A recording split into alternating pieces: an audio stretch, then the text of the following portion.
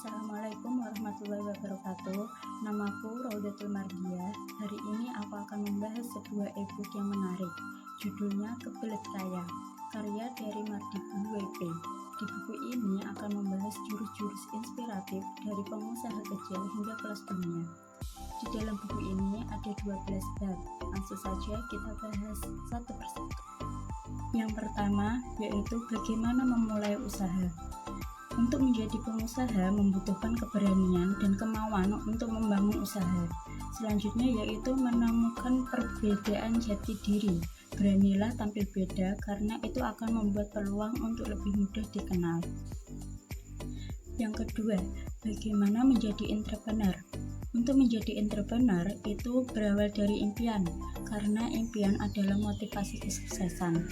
Seorang entrepreneur juga harus memiliki rasa empati dan jeli melihat kebutuhan sekitar. Dengan hal ini, kita bisa menciptakan peluang usaha. Yang ketiga, membidik pasar.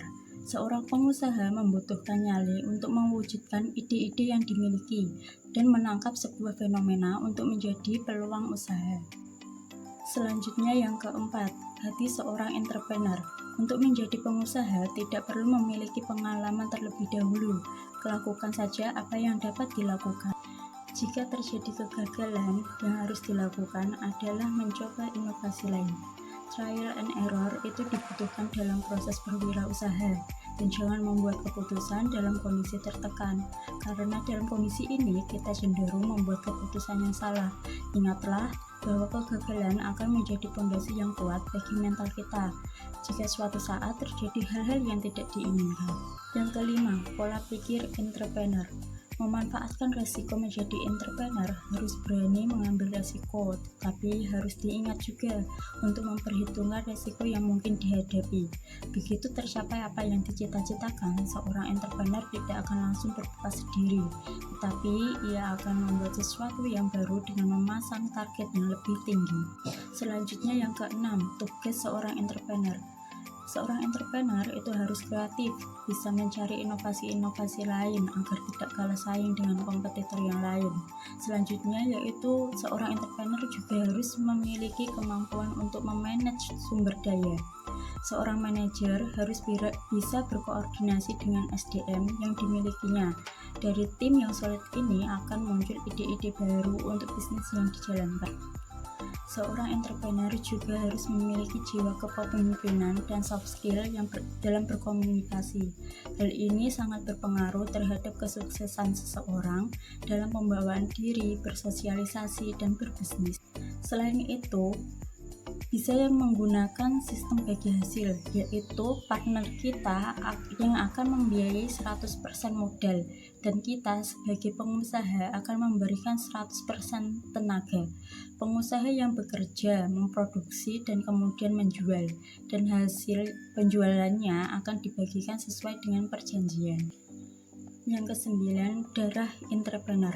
Seorang pengusaha juga harus bisa memilih mitra atau pegawai dengan karakter yang baik.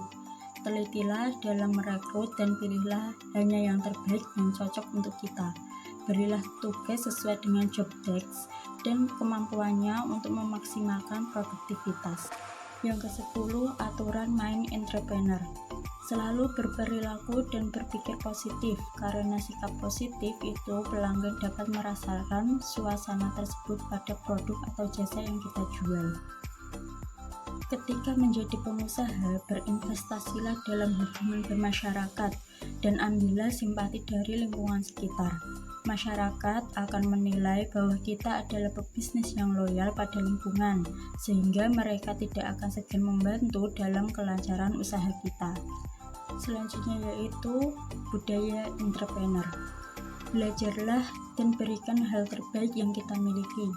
Ilmu yang cukup akan menjadi bekal kita untuk mendapatkan hal yang terbaik. Penting juga untuk mengasah ketajaman pikiran. Dengan kondisi ini, bisnis yang kita jalankan akan berjalan dengan baik. Inilah yang akan menyelesaikan setiap pekerjaan dan permasalahan yang dihadapi. Perusahaan juga membutuhkan tim yang handal, orang-orang yang berjiwa suportif dan bertanggung jawab. Bagi seorang entrepreneur, lebih baik menunda kesenangan yang menghambur-hamburkan uang. Lebih baik membelanjakan uang yang dimiliki dengan sesuatu yang menghasilkan dan bermanfaat. Yang terakhir, sikap entrepreneur. Seorang entrepreneur juga memiliki mental bisnis dengan pandai melihat sebuah peluang dan berani mengambil tindakan untuk sukses. Cara lain yang harus dimiliki setiap entrepreneur adalah kepandaian menggunakan jaringan orang lain, karena itu adalah sarana sukses seorang bisnis. Selain itu, kita harus memiliki kepandaian dalam menggunakan tenaga orang lain, dan begitu juga dalam membangun bisnis. Pergunakan tenaga orang lain dalam menjalankannya.